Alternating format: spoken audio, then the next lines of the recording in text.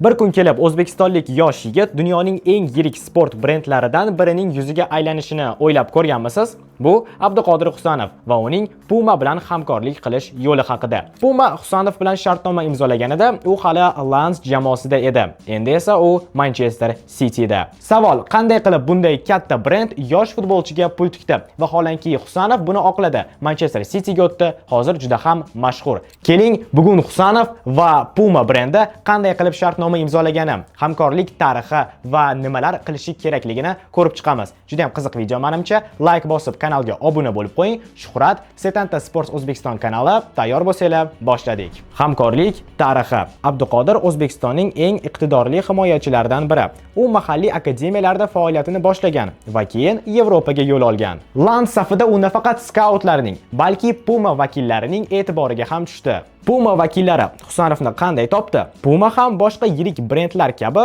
hali mashhur bo'lmagan, lekin iqtidorli futbolchilarni kuzatib boruvchi skaut va analitiklar tarmog'iga ega. Husanov Lens safida o'ynayotgan payti yosh bo'lishiga qaramay, kuchli statistika qayd etgan. Bu brend e'tiborini tortgan desak adashmaymiz.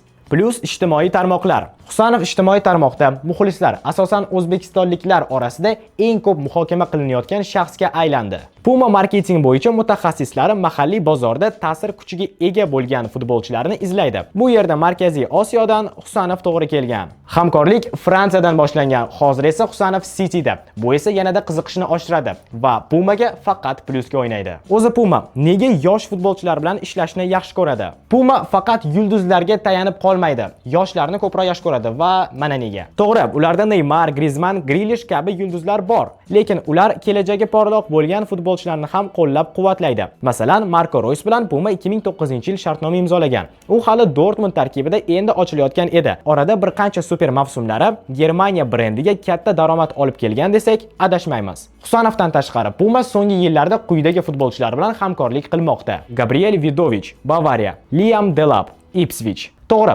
hozir ularni tanimasligimiz mumkin yoki ular yulduz emas, lekin kelajakda ham bo'lmaydi degani emas. Masalan, Delap Ipswich jamoasida o'ynab turib, bu mavsum APLda allaqachon 11 ta gol urishga ulgurdi va u endigina 19 yosh. Husanov ham Puma bilan shartnoma imzolaganida va birinchi marta Puma butsalarini kiyganida 19 yosh edi. Husanov o'zi qaysi butsalarni kiyadi? Endi esa eng qiziq qismiga keldik.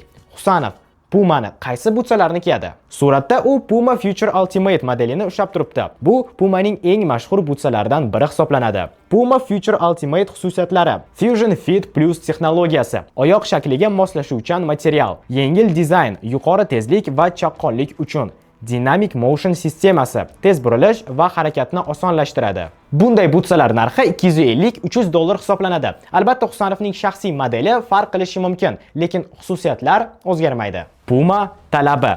Puma bilan ishlash bu faqat butsa kiyish emas, futbolchilarga qo'yiladigan talablar ham bor. Puma jihozlarida o'yin va mashg'ulotlar o'tkazish, reklama kampaniyalari va fotosessiyalarida qatnashish, brendni ijtimoiy tarmoqlarda targ'ib qilish va imijini saqlab qolish, ommaga ta'sir ko'rsatish. Bu shunchaki shartnoma emas, uzoq muddatlik hamkorlik. Brend futbolchiga sarmoya kiritadi. O'z navbatida futbolchi ham brendni tanilishiga o'z hissasini qo'shishi kerak. Abduqodir yangi yulduz Manchester Cityga o'tib yanada mashhur bo'ldi. Puma esa uni hali mashhur bo'lmagan davridayoq unga ishonch bildirdi. Vaholanki qaysidir ma'noda risk o'z mevasini bermoqda. Sizningcha yana qaysi o'zbek futbolchilarimiz katta brendlar bilan ishlab keta oladi va qaysi brendlar bilan? Bularni izohlarda yozib qoldiring. Agar video yoqqan bo'lsa, like bosib kanalga obuna bo'lish esdan chiqmasin. Sizlar bilan Shuhrat bo'ldi. Setanta Sports O'zbekiston kanali. Keyingi videolarimizda ko'rishguncha, xayr.